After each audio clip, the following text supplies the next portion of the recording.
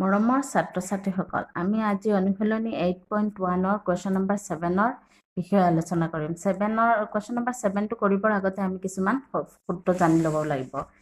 ত্ৰিকোণমিতিত sine theta হ'ল cosec থিটাৰ উল্টা। গতিকে সাইন থিটা ইকুৱেল 1/cos থিটা হ'ব, cos থিটা ইকুৱেল 1/sec থিটা, tan থিটা ইকুৱেল 1/cot থিটা, cosec থিটা ইকুৱেল যেতিয়া সাইনটো হ'ল 1/cosec, cosec হ'ব কি 1/sin। sec theta equal 1/cos theta, cot theta equal 1/tan theta। আকৌ tanৰ আৰু এটা ৰেশিও আছে, tanক আমি sinত আৰু cosত যদি new tan theta equal sin theta by cos theta, cot theta হৈ যাব tanৰ উল্টা, গতিকে ওপৰত cos যাবগে cos theta by sin theta। আৰু কেইটামান সূত্ৰ হ'ল sin square theta plus cos square theta equal 1 plus tan square theta equal sec square theta, cot square theta plus 1 equal cosec square theta। এইকেইটাক আমি আকৌ বেলেগ বেলেগ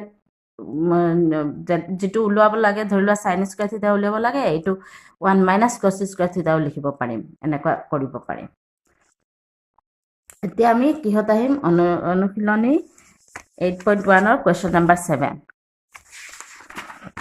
কুৱেশ্যন নম্বৰ 7ত আমাৰ কি দিয়া আছে? যদি cot theta equal 7/8 তেন্তে মান উলিওৱা। এইটো কি উলিয়াব লাগে? 1 plus sin theta into 1 minus sin theta, তলত 1 plus cos theta 1 minus cos theta, আৰু 2 নম্বৰ দিছে cot theta। প্ৰথমতে আমি 1 নম্বৰটো কৰি লম। 1 নম্বৰটো দিয়া আছে cot theta equal 7/8, cot theta equal 7/8, এইটো লিখি ললো। তাৰ পিছত যেটো উলিয়াব দিছে এইটো লিখিলো। এতিয়া ইয়াৰ পৰা কি কৰিম? ইয়াত আমাৰ আগতে আমি সূত্ৰ পাই আহিছো a plus b into a minus b equal a square plus b square। a plus b a minus b formula কি? a square minus b square। এতিয়া এইটো আমাৰ একে আছে, এইটো একে আছে, গতিকে এইটোক আমি a minus b হোল স্কয়াৰত নিব পাৰিম। এইটো হ'ব a, এইটো হ'ল b। ঠিক তেনে তলটো একে আছে কাৰণে তলটো হ'ব a, এইটো হ'ব b। এতিয়া কি হ'ল? এতিয়া আমাৰ 1 স্কয়াৰক 1 sin থিটা হোল স্কয়াৰক আমি লিখিব পাৰিম sin স্কয়াৰ থিটা। ঠিক তেনেকৈ 1 minus cos স্কয়াৰ থিটা। 1 minus অলপ আগত মই সূত্ৰ কেইটা দি দিছিলো। সূত্ৰ হ'ল কি sin স্কয়াৰ থিটা plus cos স্কয়াৰ থিটা equal 1। ইয়াৰ পৰা আমি কি কৰিব পাৰিম? sin স্কয়াৰ থিটা equal 1 minus cos স্কয়াৰ থিটা। আকৌ cos স্কয়াৰ থিটা equal কি লিখিব পাৰিম? 1 minus sin স্কয়াৰ থিটা। ইয়াত 1 minus sin স্কয়াৰ থিটা জায়গাত আমি কি লিখিম?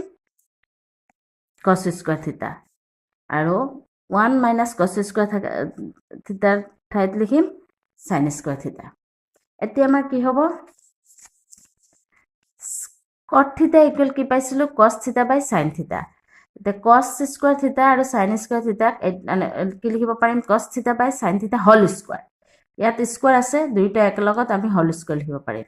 তাৰ পিছত cos theta by sin theta হ'ল cot theta, cos theta by sin theta, cos theta by sin theta equal কি? cot theta। the cos theta by sin theta equal cot theta। এতিয়া cot theta মান আমাৰ আছে, cot theta কিমান আছে? 7/8। 7/8 বহুৱাই দিলো, হোল স্কয়াৰ 7 স্কয়াৰ হ'ব 49, 8 স্কয়াৰ 64। আকৌ 2 নম্বৰ দিছে cot স্কয়াৰ থিটা। cot স্কয়াৰ থিটা কি লিখিব পাৰিম? cot থিটা হোল স্কয়াৰ। তাৰ পিছত ইয়াত মান বহুৱাই দিলো 7/8, এইটো আৰু এইটো একে হৈ গ'ল। 7/8 হোল স্কয়াৰ, 7 স্কয়াৰ হ'ল 49, 8 স্কয়াৰ হ'ল 64। Thank U.